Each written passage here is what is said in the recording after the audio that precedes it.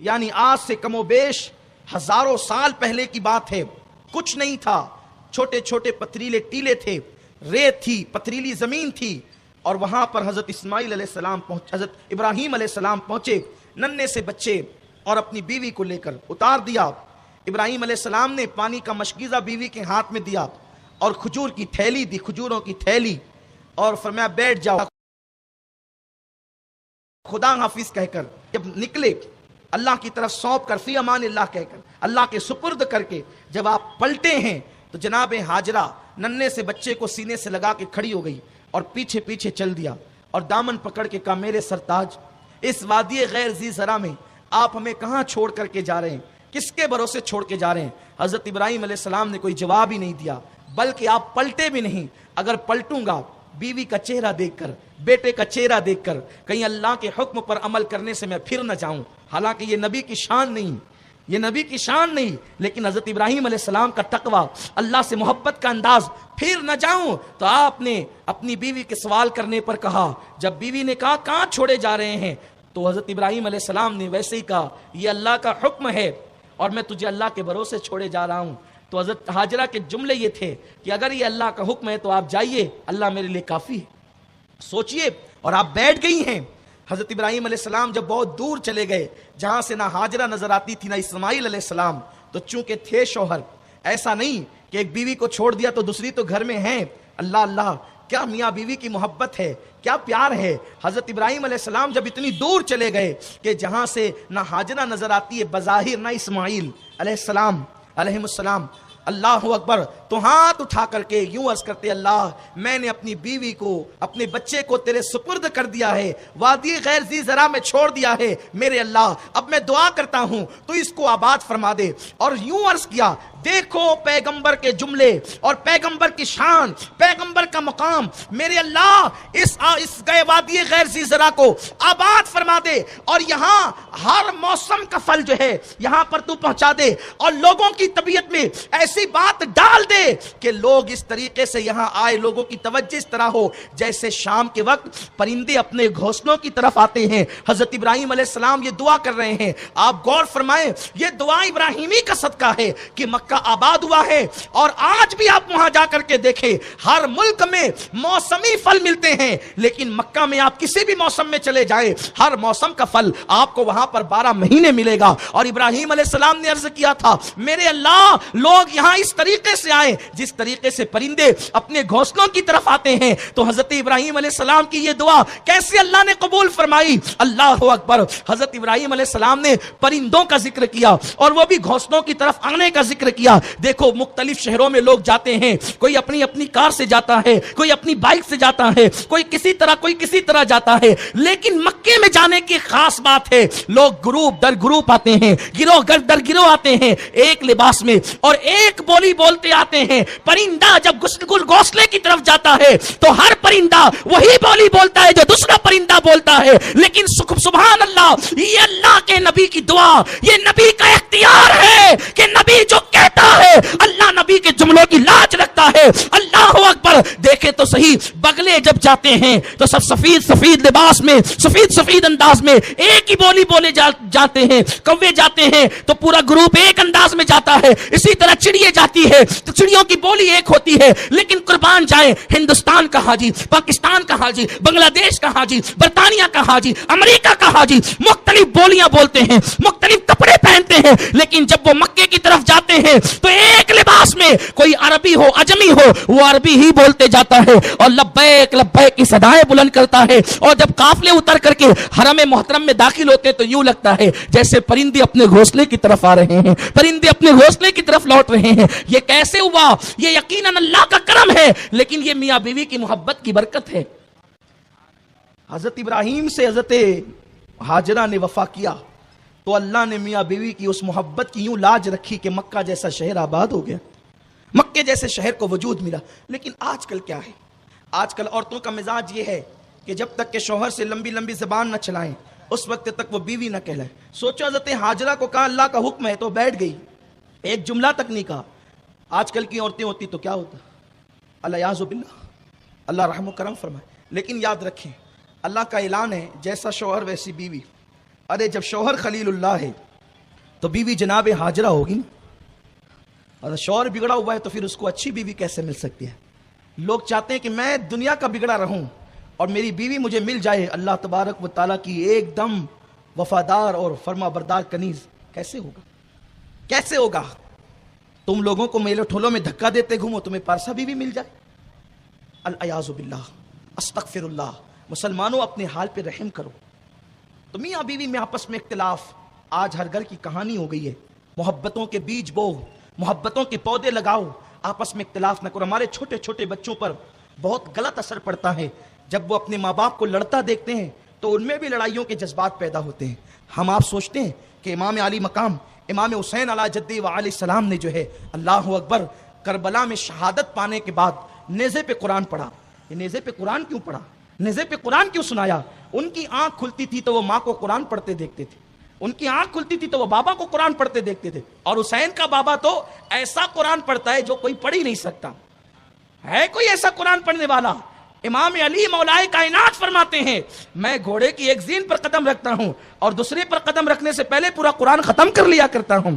ارے جس کا بابا ایسا قرآن پڑھتا ہے تو پھر اس کا بیٹا نیزے پہ قرآن پڑھتا ہے. اور جس کے ماں باپ جو ہے کبھی قرآن کو چھوتے بھی نہیں ہے معاذ اللہ، جنہوں نے طاق میں اتنی اوپر قرآن رکھ دیا ہے کہ جنہیں سال بھر توفیق ہی نہیں ہے قرآن چھونے کی، تو پھر ان کی اولاد قرآن کیسے پڑھے گی؟ اور جب قرآن سے قریب نہ آئیں گے تو پھر اللہ سے قریب کیسے آئیں گے؟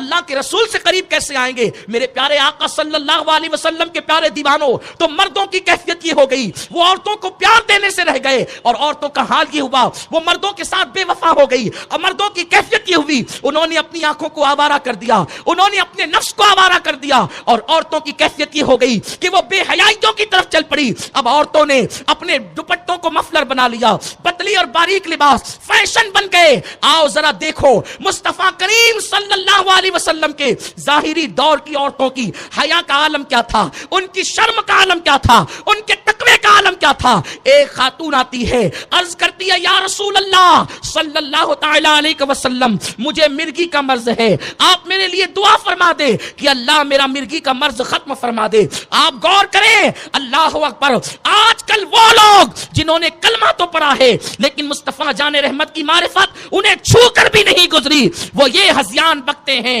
کہ اللہ کے قانون میں رسول کو ترمیم کرنے کا کوئی حق نہیں ہے. لیکن یاد رکھو اللہ تبارک و تعالیٰ نے جو قانون بنایا ہے، ارشاد فرمایا حبیب قانون ہم نے جو بنائے ہیں وہ تیرے صدقے میں بنائے ہیں، اور تم جب چاہو جہاں چاہو جیسے چاہو ہمارے اذن سے اس قانون کو تبدیل کر سکتے ہو. کیا مغرب کی طرف سورج کا ڈوبنا یہ اللہ کا قانون نہیں ہے؟ اللہ کا قانون ہے مغرب کی طرف سورج ڈوبا دیتا ہے. حضرت ابراہیم کی دلیل تو یہ ہے کہ مغرب کی طرف سے ڈوبا ہوا سورج اگر کوئی نکال دے، فرماتے میرا اللہ مشرق سے نکالتا ہے. نمرود اگر تو خدا ہے تو مغرب سے نکال، یعنی اگر تو خدا ہے تو نکال کے بتا، کیونکہ خدا کے قانون کو کوئی توڑ نہیں سکتا. شریک جو ہوگا معاذ اللہ وہ نہیں توڑ سکے گا، اور اللہ کا کوئی شریک نہیں، اللہ کا کوئی شریک نہیں. اور اگر کوئی قانون توڑ دے تو وہ شرکت کا دعویٰ کرے. اس لیے اللہ نے کسی کو اجازت نہیں دی کہ وہ اللہ کا قانون توڑے. مغرب کی طرف سورج ڈبایا، اللہ کا قانون کوئی نکال نہیں سکتا. وقت کا نمرود فبہت الذی کفر، قرآن اس کے بارے میں کہتا ہے جب اس نے سنا میرا اللہ مشرق سے نکالتا ہے تو خدا ہے تو مغرب سے نکال، تو وہ ہیبت زدہ رہ گیا، کفر محبوط ہو کر کے رہ گیا. لیکن لوگوں نے دیکھا مقام صحبہ میں حضرت علی کی نماز اثر چھوٹ گئی تو میرے رسول نے اشارہ کیا تو سورج کو پلٹا کر کے بتا دیا کہ دیکھو یہ خدا کا قانون ہے. اللہ نے شام کر دی اور ہم نے اس شام کو واپس اثر کر دی اللہ کے اذن سے. یہ اختیارات نبی نہیں ہے. تو کیا آپ نے وہ اینک لگائی ہے جس میں آپ کو نبی کی بے ادبی کے سوا کچھ نظر نہیں آتا. اور سوچو، غور کرو، وہ صحابیہ جو آئی یا رسول اللہ مجھے مرگی کا مرض ہے، آپ اس سے شفا عطا کریں یا دعا کریں کہ اللہ شفا دے. سوچو، مرض دینے والا اللہ، قرآن کہتا ہے شفا دینے والا اللہ، لیکن وہ اللہ کے پاس نہیں گئی، وہ رسول اللہ کے پاس آئی کیونکہ وہ صحابیہ تھی. عقیدہ یہ ہے اللہ بیمار کرتا ہے تو محمد عربی کا ہاتھ خدا کے ہاتھ سے جدا نہیں. محمد خدا نہیں، لیکن محمد خدا سے جدا بھی نہیں، کیونکہ اللہ خود کہتا ہے ان الذین یبایعونک انما یبایعون اللہ، اے حبیب جو تیرے ہاتھوں پہ بیعت کرتے وہ تیرے ہاتھ پہ نہیں کرتے، وہ اللہ کے ہاتھ پہ بیعت کرتے ہیں۔ ید اللہ فوق ایدیہم، حبیب تیرے ہاتھ، ان کے ہاتھوں پہ اللہ کا ہاتھ ہے۔ اللہ کا ہاتھ نہیں تھا بظاہر، کس کا ہاتھ تھا ان کے ہاتھوں پہ؟ حضور کا ہاتھ تھا، لیکن اللہ نے کہا ان کے ہاتھوں پہ کس کا ہاتھ ہے؟ اللہ کا۔ تو حضور کا ہاتھ تو اللہ کا ہاتھ ہے، ید اللہ ہے۔ ایک بات کہتا ہوں، دیکھو ہاتھ والا خدا نہیں ہو سکتا، توجہ فرمائے، بہت باریک بات عرض کر رہا ہوں، ہاتھ والا خدا نہیں ہو سکتا، کیونکہ جس کے ہاتھ ہوں گے اس کے بازو، جس کے بازو ہوں گے اس کا سینہ، جس کا سینہ ہوگا اس کا پیٹ، جس کا پیٹ ہوگا اس کا پیر، جس کا پیر ہوگا اس کا سر۔ تو پھر آپ نے تو سبھی مان لیا ہاتھ مان کے، ہاتھ والا اللہ نہیں ہے، اور جو ہاتھ والا ہے وہ اللہ نہیں، تو اللہ ہاتھ والا نہیں، جیسا کہ تمہارے اپنے تصورات ہیں ہاتھ کے متعلق۔ جو ہاتھ والا ہو وہ خدا نہیں ہو سکتا، وہ اللہ نہیں ہو سکتا۔ تو پتا چلا جب ہاتھ والا اللہ نہیں ہے تو اللہ والے کچھ ہاتھ بھی تو ہے، تو ہم انہی اللہ والے ہاتھوں کی بات کرتے ہیں۔ اور وہ اللہ والا ہاتھ اٹھتا ہے تو چاند ٹکڑے ہوتا ہے، وہ اللہ والا ہاتھ اٹھتا ہے تو سورج پلٹ جاتا ہے، وہ اللہ والا ہاتھ کٹورے میں آتا ہے تو اس سے پانی کے چشمے جاری ہو جاتے ہیں۔ اسی اللہ والے ہاتھ کو یہ حق حاصل ہے کہ وہ اللہ کے قانون کو بدل سکتا ہے، کیونکہ جب ہاتھ اللہ والے ہیں تو وہ اللہ کا قانون بدل بھی۔ اب نہیں ہوا ایسا، 1 سال سے کم عمر کے بکرے کی قربانی نہیں ہو سکتی، لیکن ایک صاحب نے کر دی قربانی، حضور نے کہا تیری قربانی نہیں ہوئی، کیونکہ ابھی محبوب خدا نے قربانی نہیں کی، تم کیسے کر لو گے؟ انہوں نے کہا حضور اب میرے پاس کچھ نہیں ہے، 6 مہینے کا بکری کا بچہ، اللہ کا قانون 1 سال کی بکری چاہیے، اور رسول اللہ فرماتے ہیں 6 مہینے چاہ تیرے لیے اجازت ہے۔ بتاؤ حضور علیہ السلام نے اللہ کے قانون میں اس صحابی کے لیے ترمیم کی کہ نہیں کی؟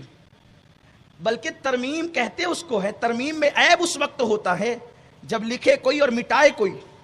میں نے لکھا اپنے ہاتھ سے، مولانا غفران مٹا دے تو بے ادبی ہے، میں نے لکھا اپنے ہاتھ سے، مولانا غفران مٹائے تو بے ادبی ہے، مولانا عقیل مٹائے تو عیب کی بات ہے، مفتی مرکزی مٹائے تو آئی کی بات ہے۔ میرے ہاتھ کا لکھا اس نے کیوں مٹایا؟ کیونکہ وہ میرا غیر ہے، اور اللہ کے ہاتھ نہیں تو اللہ والے، اللہ کہتا ہے اللہ والے ہاتھ تو ہے، ید اللہ فوق ایدیہم۔ تو اب اللہ نے لکھا اور مصطفیٰ جان رحمت میں اس میں ترمیم کر دی، تو محمد خدا نہیں لیکن خدا سے جدا نہیں، کیونکہ ان کا ہاتھ گویا کہ خدا کا ہاتھ ہے۔ آپ کیسے بات کرتے ہیں؟ آپ بات کرنے کا ڈھنگ ہونا چاہیے آپ کو، راتوں رات خطیب بننے سے میرے عزیز کام نہیں چلتا، اس لیے کہ مولا علی فرماتے ہیں، مولائے کائنات کا فرمان ہے کہ انسان 2 سال میں بولنا سیکھ جاتا ہے۔ انسان 2 سال کی عمر میں امی کہتا ہے، ابا کہتا ہے، پپا کہتا ہے، انٹی کہتا ہے، سب کہتا ہے۔ 2 سال کی عمر میں آدمی بولنا سیکھ جاتا ہے، لیکن کون سی بات کہاں کہنا چاہیے اس کو سیکھنے کے لیے پوری عمر لگتی ہے۔ ارے بال سفید ہو جاتے ہیں، بات کرنے کا ڈھنگ نہیں آتا، اس لیے کہ ڈھنگ تو انہیں آتا ہے جو اپنی نسبت مصطفیٰ جان رحمت سے استوار کر لیتے ہیں۔ ارے جن کی نسبت محمد سے ہو جاتی ہے، اگر وہ پتھر بھی ہوتا ہے تو اسے یہ شعور آتا ہے کہ ابو جہل کی مٹھی میں کیا کہیں گے تو آزادی ملے گی۔ ارے وہ کچھ اور بھی کہہ سکتا تھا، لیکن نسبت مصطفیٰ سے ہوئی تو کہاں کیا کہنا چاہیے یہ اسے پتا چل گیا، کیونکہ اگر ابو جہل کی مٹھی میں لا حول ولا قوت پڑھتا تو وہ آزاد نہ ہوتا، ابو جہل کی مٹھی میں اللہ اکبر پڑھتا تو آزاد نہ ہوتا، ابو جہل کی مٹھی میں سبحان اللہ پڑھتا تو آزاد نہ ہوتا۔ حالانکہ یہ بھی بڑی عظیم تسبیحات ہے، لیکن شعور کہاں کیا کہنا چاہیے یہ اس وقت آتا ہے جب مصطفیٰ کی نالین سے نسبت ہوتی ہے۔ تو ان کنکریوں پر مصطفیٰ پیارے کی توجہ ہوئی تو مٹھی میں ابو جہل کے ہیں، اور آقا فرماتے یہ کہے گی کہ میں کون ہوں، تو کہا محمد الرسول اللہ، وہ محمد ہے، اللہ کے رسول ہے۔ تو اس نے ہاتھ کھول کر کے پھینکا، اس لیے کہ یہ وہ ہیں جنہیں کہاں کیا کہنا چاہیے پتا ہے۔ بولنا سب کو آتا ہے لیکن کہاں کیا کہنا چاہیے سب